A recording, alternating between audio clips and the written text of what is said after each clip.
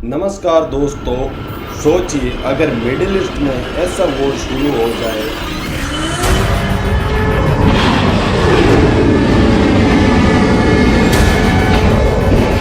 जो सिर्फ दो देशों तक सीमित ना रहे बल्कि पूरी दुनिया की जियोपॉलिटिक्स को हिला दे।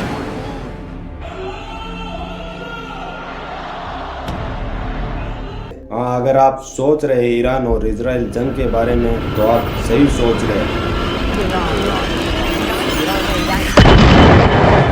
आज हम बात करने वाले हैं ईरान और इजराइल के बीच बढ़ते कॉन्फ्लिक्ट के बारे में। In the south is the Persian Gulf, one of the most important waterways for oil supplies as well as agricultural trade and general supplies.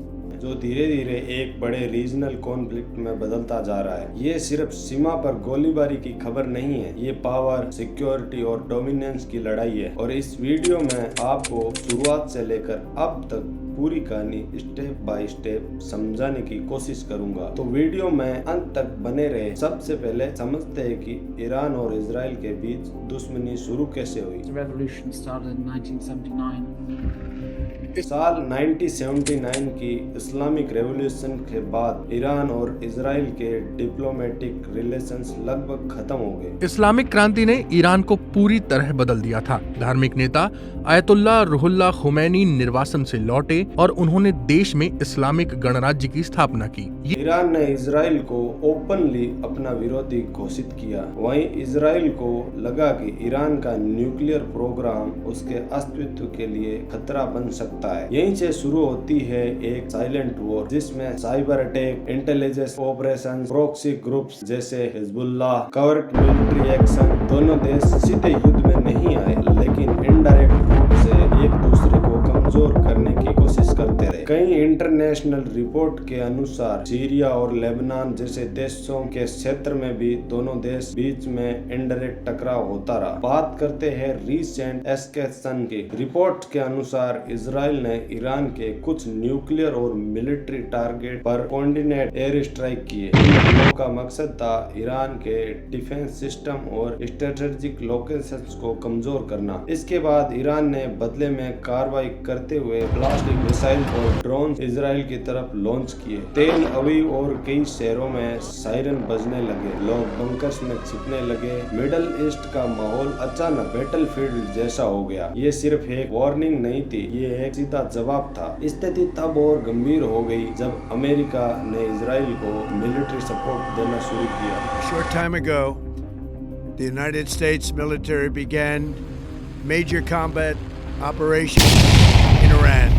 US के गल्फ रीजन में मौजूद मिलिट्री बेसेस को high alert पर रखा गया। अब सवाल ये था, क्या सिर्फ ईरान और इजराइल का कॉन्फ्लिक्ट है या एक बड़ा रीजनल कॉन्फ्लिक्ट बनता जा रहा है। एक्सपर्ट का मानना है कि अगर यूएस सीधे तौर पर शामिल होता है तो ये स्थिति और खतरनाक हो सकती है। मिडिल ईस्ट के कई देश जैसे सऊदी अरब, यूएई और कतर भी हाई अलर्ट पर आ गए, यानी पूरा क्षेत्र अस्थिर होने लगा। अब समझते हैं कि इसका असर पूरी दुनिया पर क्या पड़ रहा है। मिडिल ईस्ट दुनिया की एनर्जी सप्लाई का बड़ा हिस्सा संभालता है। अगर स्ट्रेट ऑफ हॉर्मुज प्रभावित होता है तो लगभग 20% ग्लोबल ऑयल सप्लाई रुक सकती है। इस टेंशन के बाद ऑयल प्राइसेस में तेजी देखी गई, ग्लोबल स्टॉक मार्केट में गिरावट आई, शिपिंग रूट्स पर खतरा बढ़ा। इंडिया जैसे देश जो एनर्जी इंपोर्ट पर निर्भर है, उनके लिए भी ये चिंता की बात है।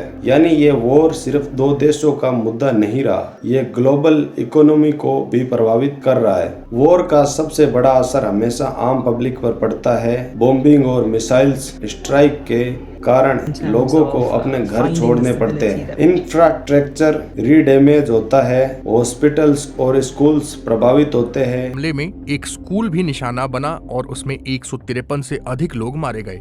न्यूज फुटेज में साफ देखा जा सकता है कि लोग शेल्टर्स में छिपे हुए हैं। वॉर कभी भी सिर्फ सोल्जर तक सीमित नहीं रहती। अब सबसे बड़ा सवाल आगे क्या होगा। तीन संभावनाएं सामने आती है। डिप्लोमेसी के जरिए सीज फायर हो सकता है। अगर अटैक्स बढ़े तो सेकेंड वर्ल्ड वॉर निश्चित है। अगर न्यूक्लियर फैसिलिटीज टारगेट होती है तो ग्लोबल क्राइसिस पैदा हो सकता है। फिलहाल कई देश डायलॉग और पीसेस की अपील कर रहे हैं, लेकिन मिडिल ईस्ट की हिस्ट्री बताती है ये क्षेत्र कभी भी पूरी तरह शांत नहीं रहा। जिसने रूस और यूक्रेन युद्ध के रूप में खतरनाक मोड़ ले लिया। इसके बाद पश्चिमी एशिया में इजराइल और हमास के बीच लड़ाई शुरू होकर इजराइल और ईरान के युद्ध में बदल गई। इस बीच चीन लगातार ताइवान पर निगाहें गड़ाए हुए है। तो उत्तर कोरिया के मिसाइल परीक्षणों ने कोरियाई प्रायद्वीप में तनाव बढ़ा रखा है। दोस्तों, ईरान और इजराइल का ये कॉन्फ्लिक्ट सिर्फ हेडलाइन नहीं है, ये जियोपॉलिटिक्स की एक चेस बोर्ड पर खेली जा रही एक बड़ी चाल है। अब देखना ये है कि डिप्लोमेसी जीतती है या वॉर भड़कता है। आप अपनी राय कमेंट में जरूर बताइए। नमस्कार।